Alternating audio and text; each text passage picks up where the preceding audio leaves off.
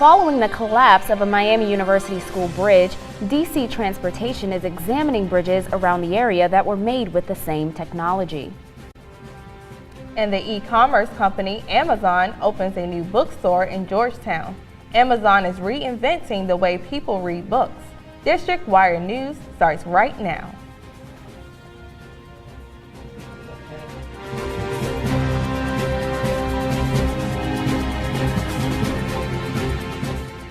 Good evening, I'm Bobby Thomas. And I'm Leah Dorsey. Traffic is now flowing steadily on I-270 after a tractor trailer spilled its load of gravel and stones this morning, causing 20 cars to pile up. The amount of debris on the road left it nearly impossible for drivers to avoid, and at least 24 people were injured in the car crash. I-270 remained closed for more than 2 hours as crews worked to clear the wreckage.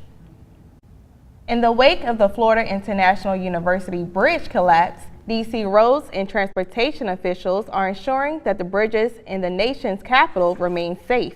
District Wire News' Shanice Archer reports.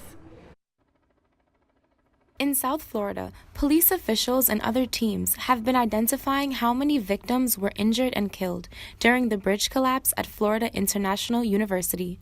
At least 6 bodies have been identified, including 18-year-old Alexa Duran, a student at the university whose car was crushed.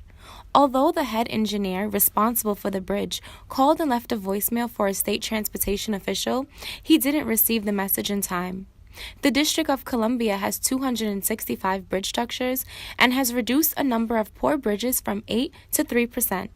Although DC is keeping their residents safe, American University student Jillian Dunn says she doesn't feel comfortable walking around campus buildings. Thus far, I've never felt unsafe, but events like these definitely bring it to attention. Although this tragedy has most people on edge, the Miami Police Department is trying their best to solve what caused this accident. Earlier this morning, finally our crews that were assisting us in this process were successful after hours and hours of incredible work that they've been doing. Were successful in removing 2 vehicles from under that rubbish. Even though the FIU community is still in shock, students and faculty have returned back to campus. I'm Shanice Archer with District Wire News. The March for Our Lives is coming to DC this weekend, and Metro is preparing early. The march is expected to draw thousands of participants, so Metro is planning to make support the massive crowds expected on the trains. The march will take place on Saturday, March 24th, and to accommodate the crowds, the rail system will begin running at 7 a.m. Metro says that trains will run promptly every 8 minutes at the end of the line stations, and the trains downtown will arrive every 2 to 4 minutes. Even though these plans have been made in advance, Metro operator Sean Kalor says he has not been notified of the plans, and that operators often aren't notified about changes for big events until 1 to 2 days before they take place. Well, they do it depends on what the event is. It depends on what the event is, but for something like this, I just haven't heard. Maybe I didn't get the memo. The march is happening while the city will already be busy with visitors for the Cherry Blossom Festival, and it's expected that the simultaneous events could result in one of Metro's highest ridership days. Metro is advising people to purchase Smart Trip cards in advance to avoid waiting in long lines. They can be purchased from any Metro rail station, CVS, or giant food stores. Bicycles, large coolers, and other oversized items will not be permitted on the trains on Saturday. Some stations may also be closed due to security concerns for overcrowding. To stay updated on changes, check the WMATA website regularly leading up to the event.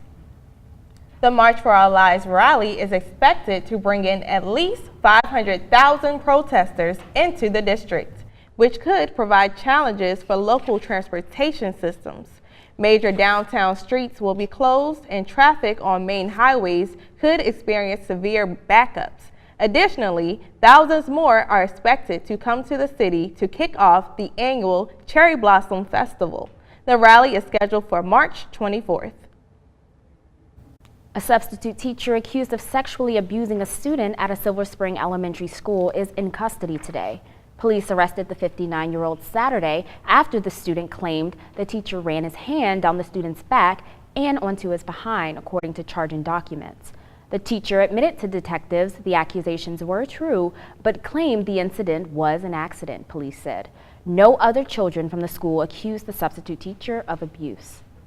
The Maryland Senate approved the state budget proposal earlier today, granting an additional $2 million to education. The extra money will come from tax revenue from state residents and are a result of changes in the federal tax code. Only 10% of residents will see a net increase in their overall taxes. A D.C. council member is facing backlash after making anti-Semitic comments in a Facebook video that was posted this weekend. Lawmaker Trayon White sparked controversy in a statement about a prominent Jewish family, the Rothschilds. In the video, White says the family is using their wealth to manipulate natural disasters in order to own several properties throughout the city.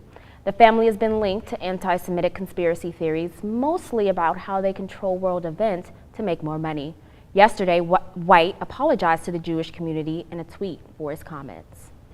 President Trump continues to enforce his distaste for Robert Mueller, expanding investigation into Russia's interference in the 2016 presidential election campaign.